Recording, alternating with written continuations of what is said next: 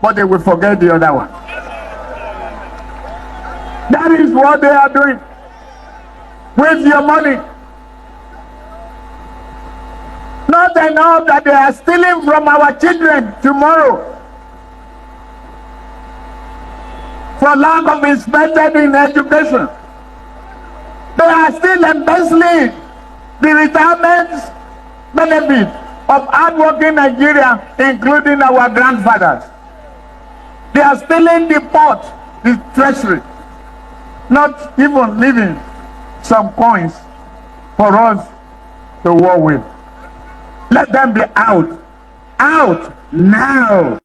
So, why is this Tinubu government so afraid of protests? Knowing the antecedents of Tinubu, he is the headquarter of protests. But right now, he doesn't want Nigerians to protest against his government. Look at here, he was protesting heavily, even said that the citizens have the right to take out any leader that is not doing well. So also in 2013, look at what Tinubu said. Police, do not attack protesters. Your children are involved. Your lives are involved. Your children's future lie here. But right now, Tinubu is doing the opposite. Who remember this boy from Kano who was printing t-shirts for this upcoming protest? So yesterday, DSS arrested him. What is his offense? Just because he was preparing for protest, which he has like 100% right to do. Like this Tinubu government or administration is more than military regime, honestly. There is nothing like democracy in Nigeria.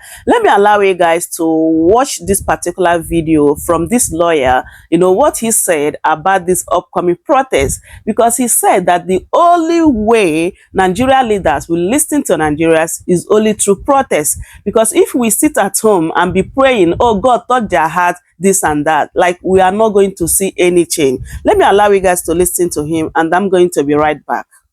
Now, I'm going to go straight to Inibehe, and I just want you to cast your mind back to 2020, EndSARS, the protest.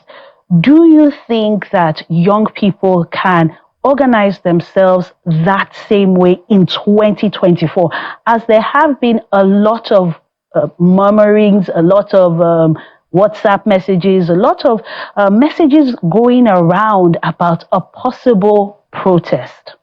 Thank you. I think for me, the lesson from EndSARS is that when Nigerians, particularly the young people of this country, galvanize and organize towards a common purpose, they can achieve a lot. If there is one thing that we have learned from EndSARS, it is that the ruling elite, the political class, is terrified by any form of organization by young Nigerians. Now, the EndSARS protest witnessed for the first time, at least in my adult life, where young people came together across different parts of the country to demand police reform. But the trigger was the notorious Special Anti-Robbery Squad, SARS. However, you cannot deny the fact that what precipitated that protest was largely failure of governance. So one would have thought that a government that is historically aware, a government that has a sense of historical consciousness, would have learned important lessons from EndSARS, namely, that it is important, it is critical to engage with the young people of our country, to begin to do things differently, and to ensure that you listen to the complaints of our people. But what have we seen since 2020? Do you think this government is afraid of this youth, or do you think this government has been able to somehow find a way to not even allow youth to come together to protest? I think what we have seen is the notorious strategy, if I should characterize it as such, the divide and rule. We see the government or people sympathetic to the government push this divisive narrative on social media.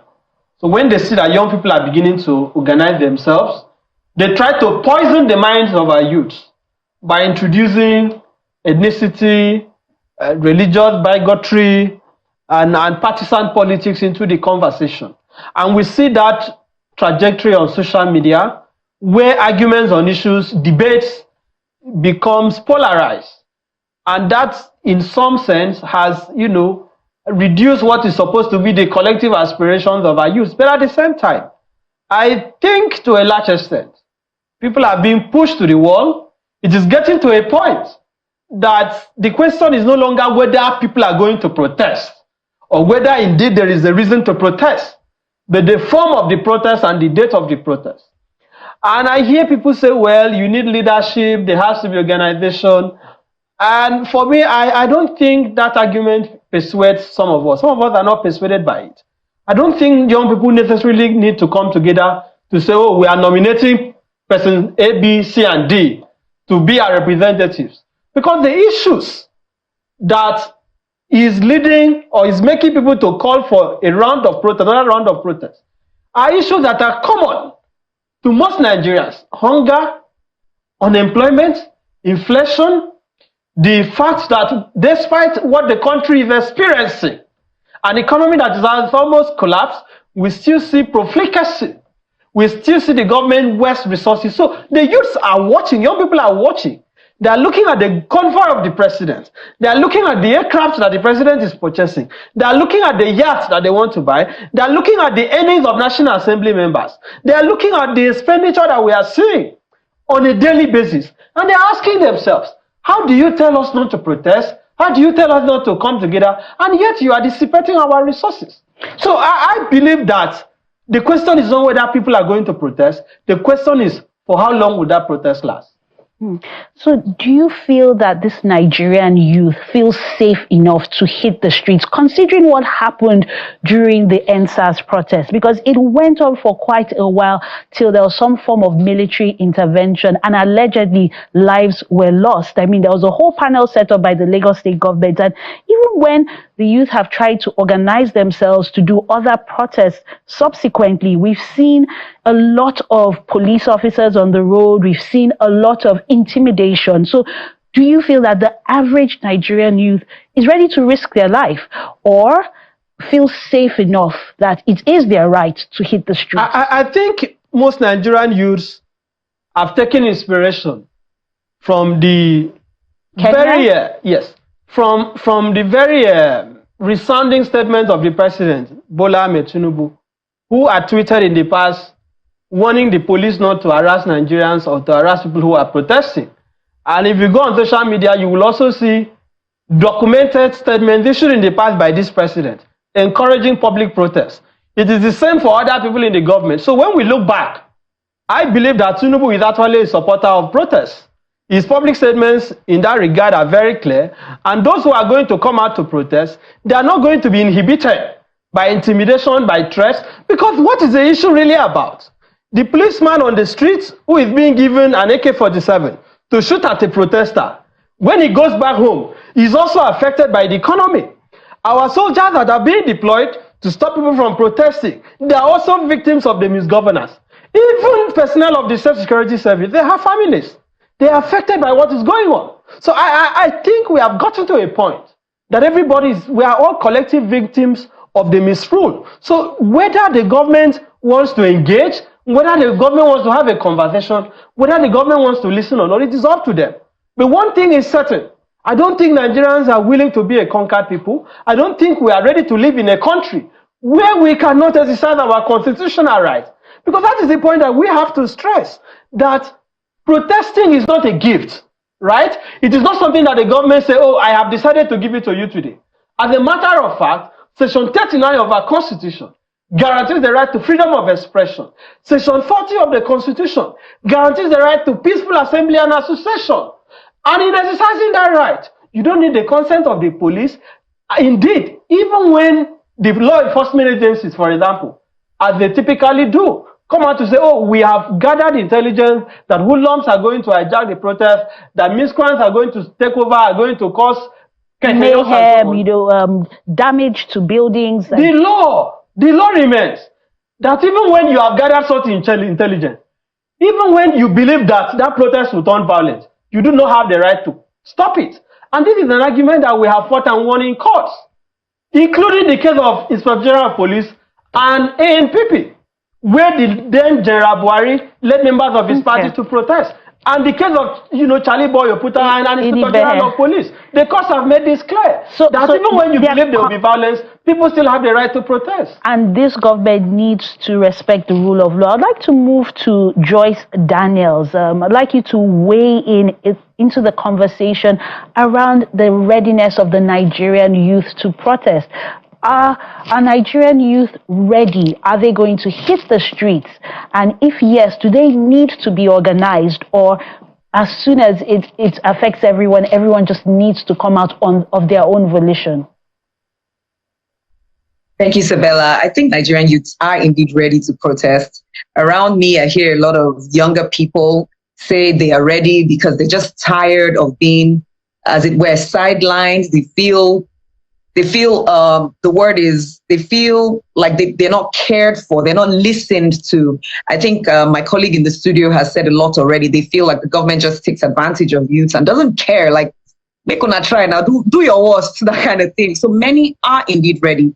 Whether they need to be organized, I don't think so. I think they just need to show up in the different groups that they belong to. And even if you don't belong to any group and you feel like you're a part of, it resonates with you, the issues resonate with you, and you want to go out there, then go out there and just do it right. The thing is, you want your voice to be heard, not necessarily to be violent. You just want your voice to be heard. So yes, to the youths who are ready to go out, I think this is the time. Joyce, I also want to ask, have the protests been effective? And is this the strategy that should be employed by the youth? Or should there be some maybe engagement with the government, maybe at policy level, at National Assembly level? Or is protesting the right strategy for now? Protest is one of the right strategies. Yes, there would be engagement. Yes, people have been writing open letters. Some groups and civil society organizations have been reaching out to government to engage. And protest is just one of many other tactics that can be employed in the strategy to engage government. Okay, I'll move to you, Inibehe. Are protests really guaranteed to give results, going by what we've seen in the past? Would you consider those protests successful, and will such protests be successful like we've seen in other climes like Kenya, for example? There is no alternative to protest. I think that is just the truth of the matter. We are dealing with people that are intentionally deaf. We are dealing with people that are deliberately blind to the voices of our people and to the collective suffering of the Nigerian masses. So when the question is asked, that is protest the solution? We can also ask, it's a rhetorical question. Because if protest is not the solution, what is the solution? Are we going to go to the National Assembly? We are not lawmakers. Those right, like Joy said, writing letters, engaging with lawmakers. Who are you going to write the letter to? Are you going to write letter to people who don't even have the time to read? Because if they have the time to read, they should be conversant with the problems of the country. And what is the debate even about? It took protests to end colonialism. It took protests to end military rule. It took protests to end apartheid in South Africa. It took protests to even bring the APC to power. In 2012, the whole country was shut down for 2 weeks. President Tinubu supported it. Those who are in this government supported it. So there is no alternative to protest. It is a democratic means of civic engagement. When people are not heard, they have the right to come out. And it's not a localized matter. Whether it's in the US, we see people protest for all sorts of things. Protest is a global phenomenon. We don't have an alternative to protest.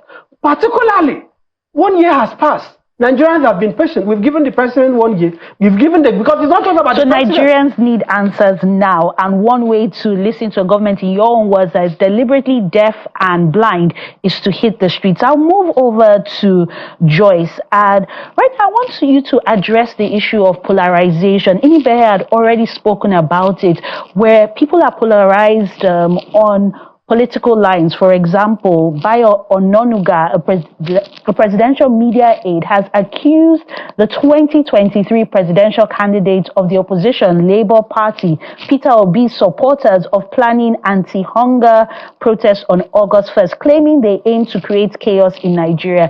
Do you agree? Do you agree on this polarization? And is it enough to bring some sort of stability to the planned protests?